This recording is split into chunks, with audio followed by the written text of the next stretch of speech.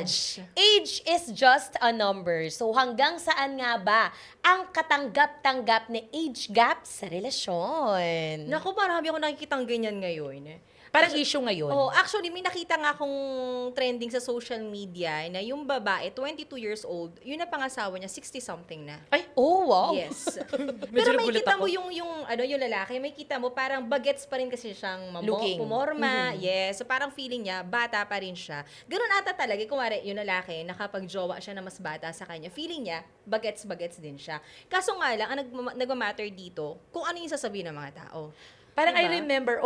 I remember, parang naging bagets din si yung bukalista, kay Maris. Rico Blanco. Rico Blanco. Di ba? Yes. Naging bagets siya. Oo. Even si Cheese Escudero, nung naging sila ni Sila ni Heart, Heart. nagkakilay siya. Gumuwapo. At Diba? hindi lang yan, yung outfit kasi Oo. naiiba.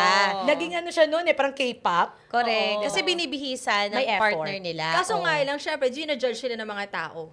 Ang laki-laki ng age gap. Bakit yung ginajowa yan? Di kayo bagay dyan. Ang feeling nyo, binata pa rin kayo? May Kasi naalala ko na parang sobrang ng age gap. Sobrang layo. Oo, kay Freddie Aguilar. Ay, oh, yes! Diba? 19 Grabe years old yun. lang yung babae that time. Oo. Ilang taon? 19, nung kinasal sila. Yun. Kinasal Kinasal ba? sila. Yes. Yes.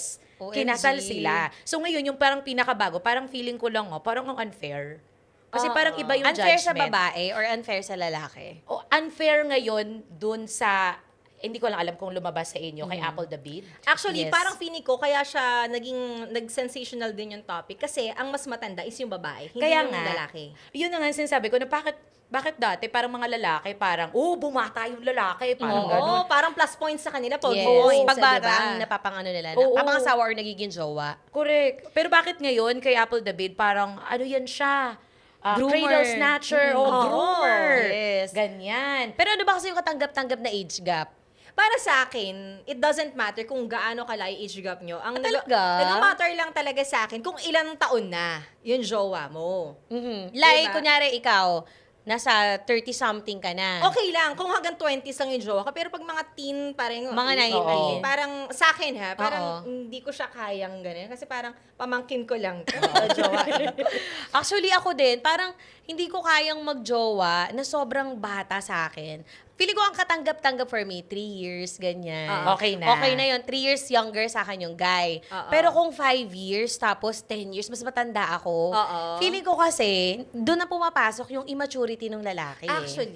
'Di ba? Kasi pag bata pa yung lalaki, tingnan mo, kahit kanino mo tanungin, pag bata pa yung lalaki, sabihin nila, ay, immature pa yan. Ang dami pang gustong gawin sa buhay niyan. Totoo. Di ba, pagka, kunyari, let's say, 19 lang yung lalaki, tapos ako 31 na ako. Di ba? Parang Apple the Bid nga. Oh, ganyan nga. Di ba? Parang sobrang layo. Yung 19 years old na yan, gusto pa pumarty niyan. Gusto pang magbarkada niyan. Ang dami pang gustong gawin yan. Parang, ewan ko kung sa age na yan, na puberty stage na yan.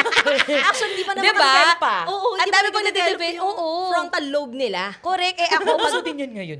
Totoo. Diba? Sa kanila. Oo. Pero pag nasa 30s ka na, di ba, pag nasa 30s ka na, pag pumasok ka na kasi sa trentahin era, na doon ka na gusto mo na ng stability, gusto mo na ng mas matured yung relationship, mas okay na. Kaysa yung babata ka ng 19 years old, na ikaw pa aalalay sa kanya. Correct. Na, oy, ganito gawin mo, dapat ganito yung suotin mo, ganito yung salita mo. Ano, naging nanay ka na? Grabe. Di ba, imbis na Oo. partner, Oo. humanap ka lang ng aalagaan mo. Correct. Yun yung feeling ko, Oo. ha? Actually, sa Parang akin- grooming na nga yun, Oo, kapag ka yes. ganon. Yung sinasabi ko kanina na acceptable, hindi naman siya sa akin. Kumbaga parang sa ibang tao, kung para sa akin katanggap-tanggap yung relationship nila, okay lang sa akin ganun. Pero ako, personally talaga, mas gusto ko yung mas matanda sa akin. Yes. Parang Ako mga din. 4 years and above, yung gano'n. Kasi sabi nga nila, parang may nabasa ako, Mami Jus and Reyna Ivana, na ang mga lalaki daw, kung ilang taon sila ngayon, mag-minus gano'n ng 10 years. Yun yung, yun yung edad ng brain nila. Oh, Parang natawa naman gano'n. ako So, yung sa akin, nasa 20 years old pa lang pala. Yun yung sabi nila.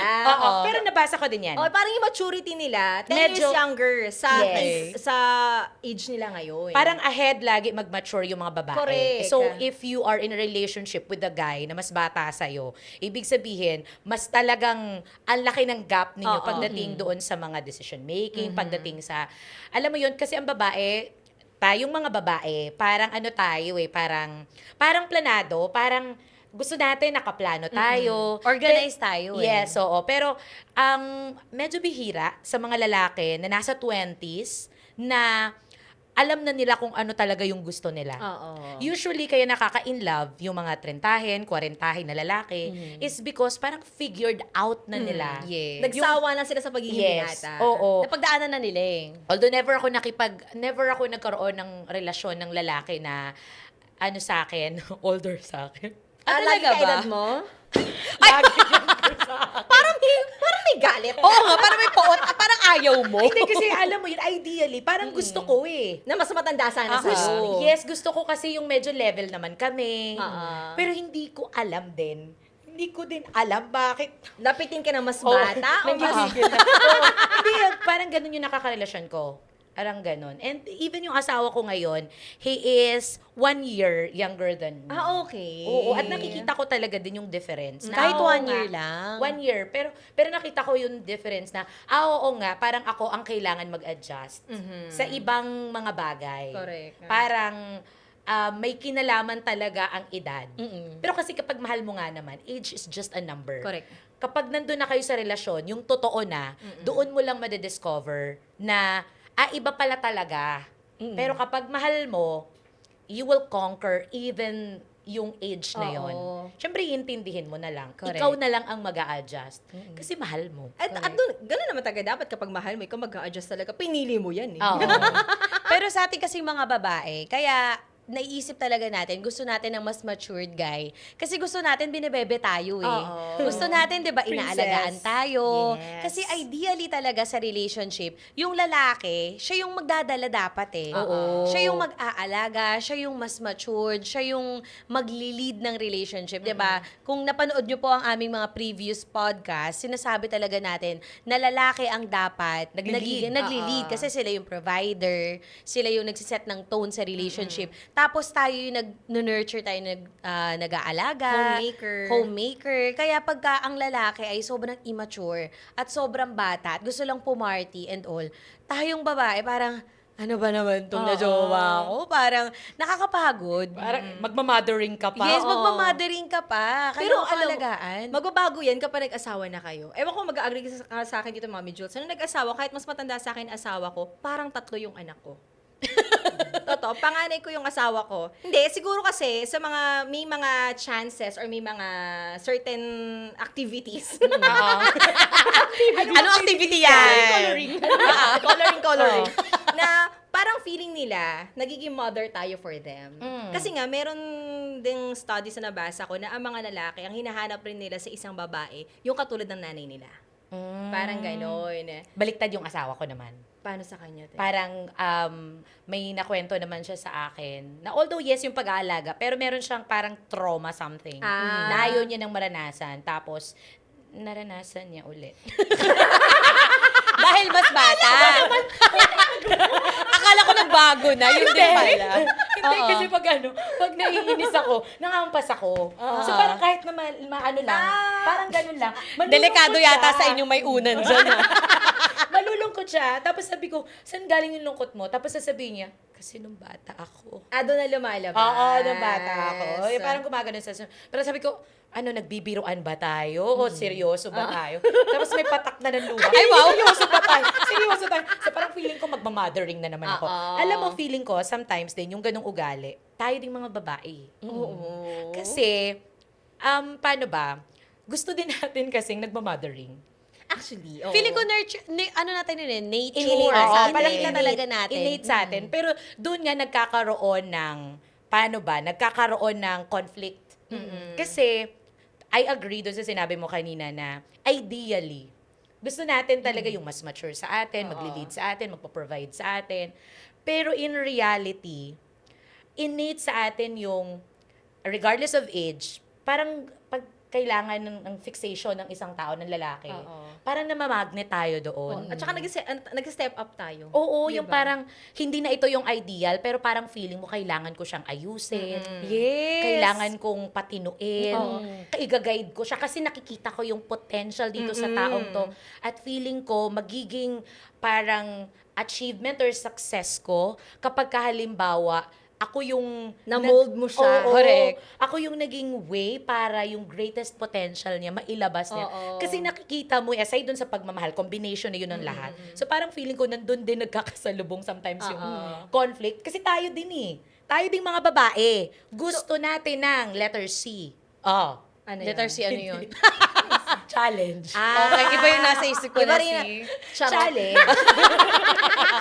caring. Challenge. So, sa pag gano'n, sa Challenge. innate na sa ating pagiging mother, kaya mag-matter pala talaga dito kung ilang taon yung magiging jowa mo. Kung 10 to 15 years younger din talaga siya sa'yo, ay hindi na mother, baka lolaying na yan. Pero ang Lahat na. advantage din kasi, siguro tingnan din natin on a positive side, na medyo bata yung jowa mo. Advantage lang talaga ng lalaki na pag babae ha, kung tayo, pag ang jowa natin ay mas bata, mas ano tayo mas challenge. Tapos nagkakaroon tayo ng bagong idea sa buhay, na feeling kasi natin, di ba pag tayo na tayo, feeling natin tanda na natin, hindi na natin kaya mag-adventure. Agree. Nadadala ka niya eh. Di ba kapag ka siya, adventurous siya, ikaw natatry mo din. Oo. Tapos pinapatry niya sa yung mga bagay-bagay. Ikaw din, parang nagkakaroon ka din ng uplifting part sa buhay mo na, ay, kaya ko pa pala. Kaya Kahit ko pa palang renta pala ako. kaya ko pa palang maka-keep up. 'Di ba? Tapos parang meron siyang ibang papatry sa'yo, na ikaw na-excite ka pa. Ay, uso pala Mas yan ngayon. challenge ka din, 'di ba? Ayun yung isa sa mga advantage. Pero again, ang disadvantage lang ni kasi para sa akin pag talagang ang bata ng jowa mo, yung sasabihin ng ibang tao, na parang, ay, pag kaya yung jowa ni ano? Ang daming comments. Oh, ang bata, 'di ba? Minsan pa naman, kahit di natin sabihin na huwag tayo magpa-apekto sa sabihin ng ibang tao, Oo. naapektuhan talaga tayo personally. Na parang ang tingin nila, hala, yung jowa mo ganito. Tapos ikaw, sobrang, let's say, nagtatrabaho sa corporate, masyado kang firm and proper. 'Di ba? Parang sasabihin nila sa'yo na, Ay, yung jowa ayun lang niya. yung ginawa niya. Cradle snatcher. 'Di ba? Yung parang ikaw ano ka naman, hello, yung jowa ko. Kaya sasabihin mo sa jowa mo, mag-level up ka naman, mag-alis mo naman yung suot mo, ganito naman yung sabihin mo. Na parang nakaka-apekto din dun sa, ano na jowa mo, yung parang, Nape-pressure siya. nape-pressure siya, yung pakiramdam niya na, hala, hindi pa ba ako enough? Oo. Ano ba bang kulang sa akin para mas maging okay, maging better yung relationship natin? Hindi ba enough yung fun, yung masaya lang tayo? Feeling ko kasi, yun din yung disadvantage doon. Yung talagang, yung feeling ko lang hindi kayo magiging linear doon sa mga big plans especially. Kasi sa mga small plans, mga small things, yung pagmasaya, yung adrenaline mo na parang, shocks, Exciting. Pero feeling ko stage lang kasi siya. Face lang. Oo, parang face lang siya, stage lang siya. And then, kapag magseseryoso na kayo, parang mas nagiging bigger na yung mga challenges, mas nagiging bigger na yung problems. And then, ewan ko, pero usually kapag bata kasi, regardless of babae or lalaki, pagka may challenges, nangiiwan, tumatalikod, ayaw ng mga difficult situation, ayaw ng mga challenging situation.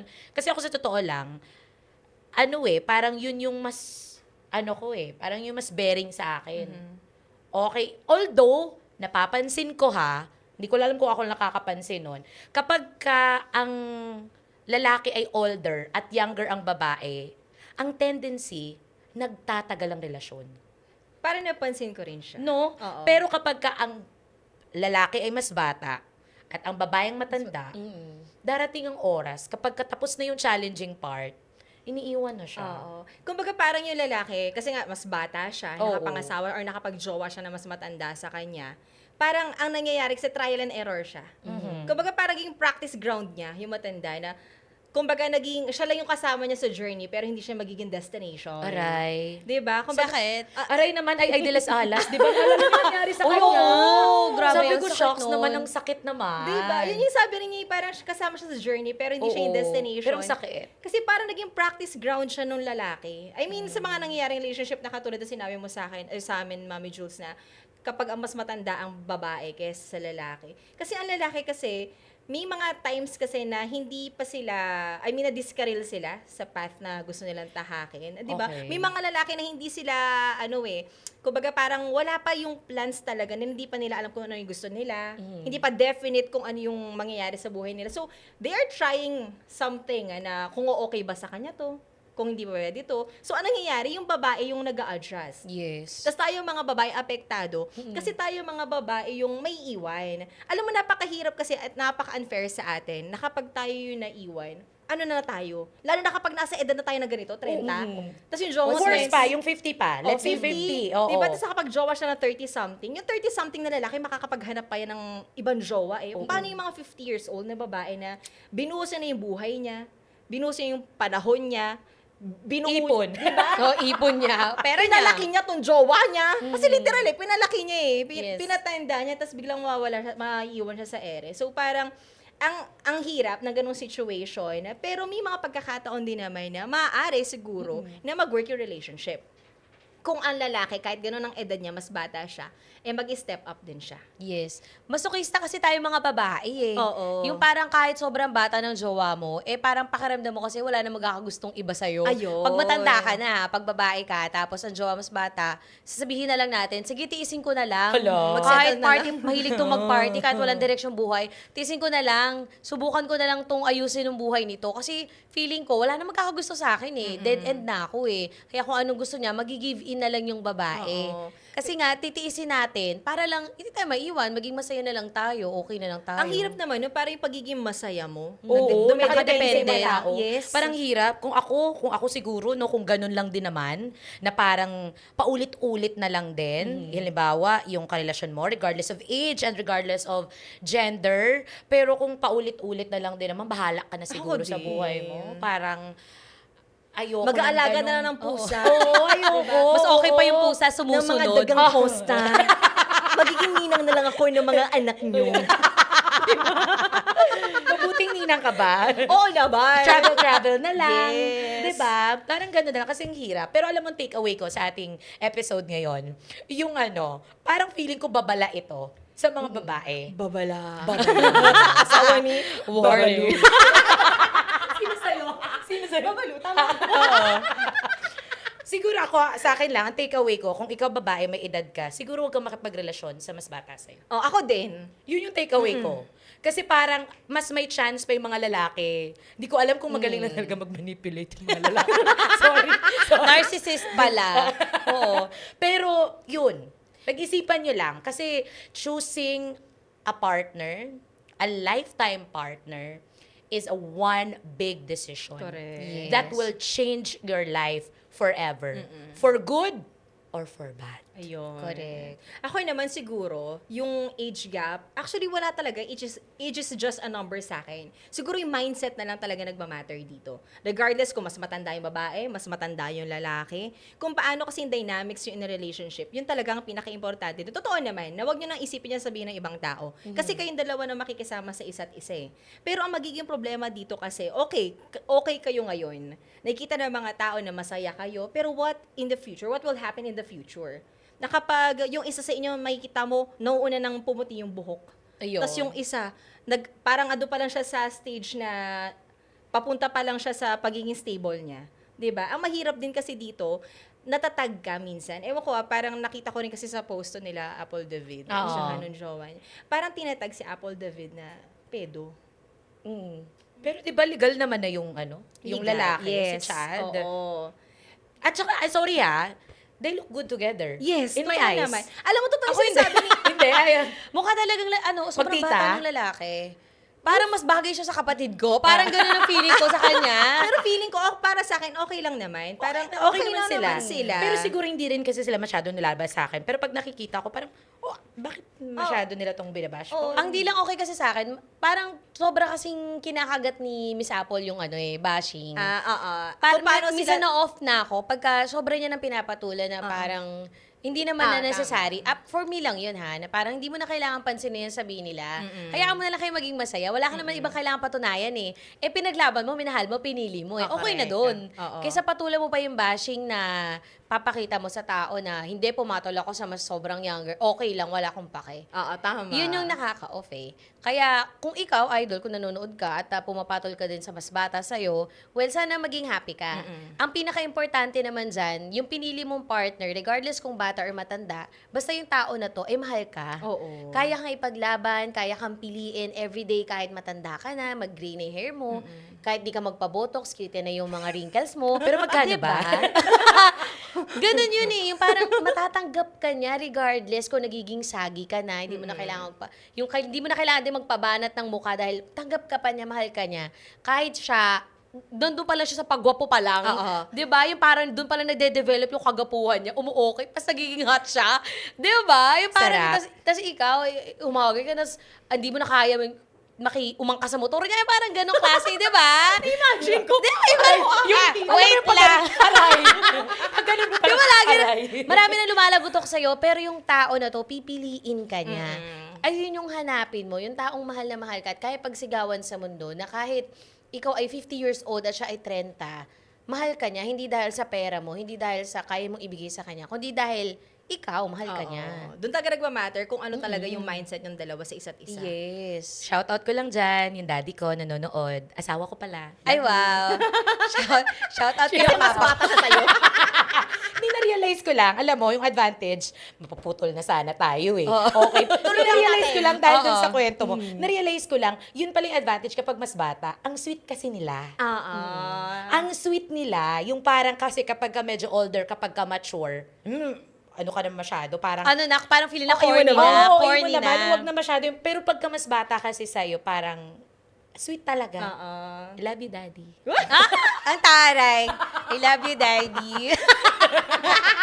Yun lang. So ayun, na siguro para sa akin, para sa manonood sa atin sa podcast natin ngayon, who are we to judge? Kung masaya naman talaga sila kahit na ilang taon pang age gap nila, siguro tayo, audience lang talaga tayo, nagbibigay lang naman tayo ng insights natin. Pero after all, silang dalawa naman talaga nagpapatakbo ng relationship nila. So kumbaga tayo, 5% lang tayo, audience impact lang tayo. Kumbaga wala masyadong bearing sa relationship for judging. Oo. Kaya sa mga idol natin dyan, congratulations and good luck sa inyong sa inyong relationship, no? Sana magtagumpay kayo at sana magtagal kayo. Correct. Yes. At kapag kakasal kayo, kailangan nyo ng host. Alam, mamili na lang kayo. Pili na kayo. Oo. Sorry na yun. At kapag ka ikaw, talagang binarubal mo ang jowa mo dahil bata ka, nako, lagot ka sa amin dahil we We'll listen and we judge.